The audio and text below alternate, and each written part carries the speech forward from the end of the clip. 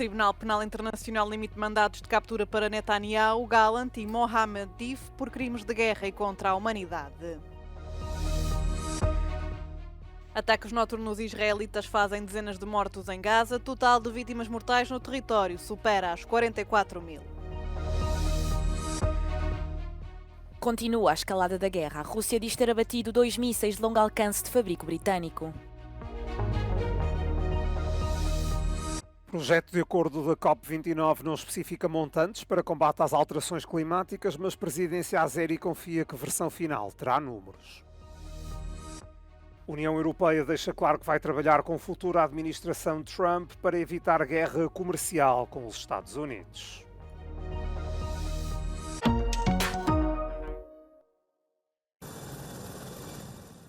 O Tribunal Penal Internacional emitiu 3 mandados de captura para o primeiro-ministro israelita Benjamin Netanyahu, o antigo ministro da Defesa de Israel Yoav Gallant e o líder do Hamas Mohammed Deif. Em causa estão suspeitas de crimes de guerra e contra a humanidade. A ameaça de detenção poderá dificultar as deslocações de Netanyahu e Gallant ao estrangeiro. Em reação, o gabinete do primeiro-ministro israelita fala numa decisão antissemita, descrevendo as acusações como mentiras absurdas e falsas. O terceiro visado, Mohammed Deif, comandante militar do Hamas, é um dos alegados mentores dos ataques de 7 de outubro do ano passado. Os militares israelitas afirmam ter matado o comandante em julho, mas o Hamas não confirmou nem negou as afirmações. O procurador Karim Khan retirou o pedido de mandados de captura para 2 outras figuras do topo do grupo, sendo elas Yahya Sinwar e Ismail Haniyeh, ambos mortos pelas forças israelitas. Em comunicado, o Hamas congratulou a decisão, encorajando a responsabilização dos responsáveis pelo que chama de ocupação criminosa.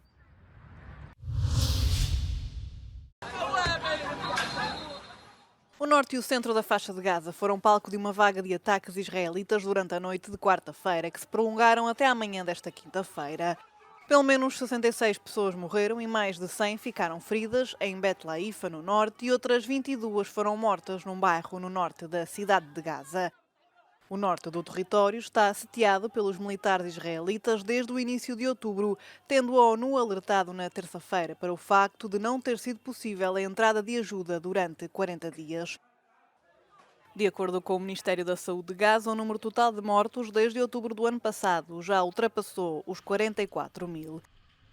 Ao mesmo tempo, o exército israelita declarou ter matado 3 militantes na cidade de Jenin, na Cisjordânia, durante um ataque na terça-feira. Esta quinta-feira realizaram-se os funerais. As forças israelitas também atacaram cidades do Líbano, incluindo Tiro e a capital do país, Beirute. Em Israel, um homem foi morto por estilhaços na sequência de um ataque com rockets vindos do Líbano.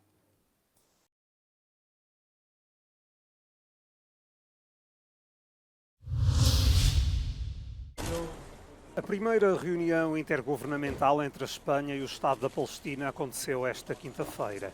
O primeiro-ministro espanhol Pedro Sánchez recebeu o homólogo e vários ministros palestinianos no Palácio da Moncloa. La visita del primer ministro palestino a España ha servido para estrechar los lazos entre ambos países. En la mañana de este jueves se han firmado diversos acuerdos de colaboración en distintas materias. Según expertos consultados por Euronews, la visita del primer ministro palestino se enmarca dentro de la normalidad institucional y diplomática después del reconocimiento del Estado palestino por parte del gobierno de Pedro Sánchez. Se encuentra dentro de la lógica, ¿no?, de la agenda internacional del presidente del gobierno. Pues dada la situación geopolítica internacional, es un encuentro que tiene mucha relevancia, ya no solo para Palestina, sino lógicamente para España y para el posicionamiento de nuestro país, ¿no? En las decisiones en política internacional hay que tener mucha cabeza, hay que tener mucha precaución y ser prudente, ¿no? Y sobre todo estar al lado de las personas y de los países que defienden las democracias y que defienden el Estado de Derecho. O reconhecimento do Estado palestiniano por parte de Espanha gerou fortes críticas de Israel. O Ministério da Defesa russo afirmou ter interceptado 2 mísseis de longo alcance de fabrico britânico, os Storm Shadow, pouco depois de vários meios de comunicação terem noticiado que a Ucrânia tinha disparado esses mesmos mísseis contra a Rússia. No início desta semana, a Ucrânia disparou pela primeira vez mísseis de fabrico norte-americano, depois do presidente dos Estados Unidos, Joe Biden, ter autorizado a utilização destas armas. A decisão de Biden surgiu em resposta do envio de tropas norte-coreanas para apoiar Moscovo na guerra contra a Ucrânia. No âmbito do seu plano de vitória, o presidente ucraniano Volodymyr Zelensky apelou aos aliados ocidentais para que levantassem as restrições à utilização de armas. Mas os países ocidentais mostraram-se hesitantes em concordar, temendo que essa decisão pudesse levar os membros da NATO a um conflito direto com a Rússia. A embaixada dos Estados Unidos e de vários países europeus reabriram depois de terem sido temporariamente encerradas por receio de um potencial ataque a Kiev. O último documento sobre o acordo da COP29, publicado na quinta-feira pela presidência da conferência, está a gerar muitas críticas. Há questões fundamentais ainda por resolver. Quem são os contribuintes e os montantes que se espera que forneçam? O Comissário Europeu para o Clima considera inaceitável que não haja números claros do investimento. Esta quinta-feira, os países ricos e em desenvolvimento entraram na fase final das negociações sobre os valores da ajuda financeira. We cannot put at stake mitigation. We have to work with the three elements of climate change: mitigation, adaptation, and loss and damage. And so for us, it is unacceptable that there are certain countries that are pushing for a backtracking of the agreement that was achieved last year at Dubai, the UAE consensus on the transitioning away the use of fossil fuels. O Parlamento Europeu não está preocupado com a falta de clareza sobre o financiamento. Well, we are reaching the final hours of negotiation, so I'm very much convinced that today we will hear the numbers. But I think the positive side of these negotiations is that the EU is willing to step up its game when it comes to climate financing. But on the other side, we have to see some movement of not backtracking, instead of stepping up the game in terms of mitigation. If we don't address mitigation, what we will witness, which is exactly what we witnessed already, is the tragedies as Valencia, as Malaga, as the fires in Portugal, as the floods in Eastern Europe. Em comunicado, a presidência azeri da COP29 esclareceu que o documento publicado é apenas um projeto de acordo e que os montantes serão acrescentados ao texto final. Fontes próximas das negociações confirmaram à Euronews haver condições para que seja alcançado um avanço neste ponto. A União Europeia teme que a reeleição de Donald Trump nos Estados Unidos marque o regresso à instabilidade comercial. O aumento das tarifas sobre os produtos europeus está entre os receios do bloco. Bruxelas está disponível para trabalhar com Washington. Esta quinta-feira, os ministros do Comércio em Bruxelas quiseram mostrar unidade. There was an overall agreement among ministers that we must strive to work proactively with a new US administration on transatlantic trade and investment relations. Os Estados Unidos são um dos maiores parceiros comerciais da União Europeia. Em 2021, o comércio transatlântico atingiu um máximo histórico de 1,2 trilhões de euros.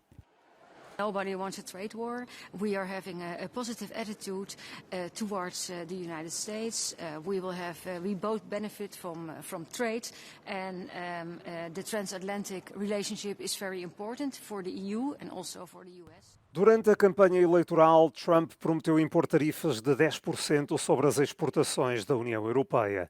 Ameaçou ainda que o bloco teria de pagar um preço elevado se não comprasse produtos americanos.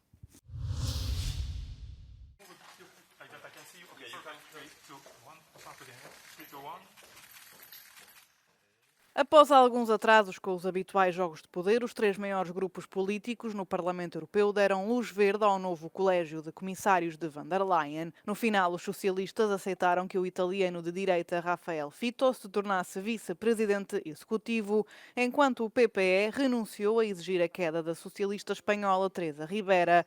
Ambos terão grandes pastas económicas. Também o húngaro Oliver Várhelyi, do grupo de extrema-direita Patriotas pela Europa, sobreviveu, apesar de ter perdido poderes no domínio da saúde reprodutiva das mulheres. Agora o trabalho árduo aguarda a nova comissão, que enfrenta vários desafios.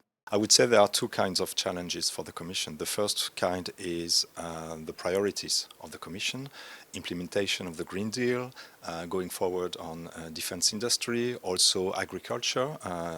The Commission promised a new strategy or a new vision for agriculture in the 100 days. Also the pre-enlargement reviews of all the policies, of all the EU policies. But the second kind of challenges are the external challenges, like the election of Donald Trump, the situation in Ukraine, and also what we saw recently, the migration situation and the political consequences of it. So the Commission will have to balance what it has in priorities, but also how these priorities could be modified or disrupted by the global context, the current situation. Estes desafios serão abordados pelos vice-presidentes e comissários. No que respeita à defesa, a nova alta representante para os negócios estrangeiros, a ex-primeira-ministra da Estónia, Kaja Kallas, e o comissário lituano para a defesa, Andrius Kubilius, serão os responsáveis. Para as questões que poderão surgir, especialmente com a eleição de Donald Trump, o comissário eslovaco para o comércio e a segurança económica, Maroš Šefčovič, deverá tomar medidas.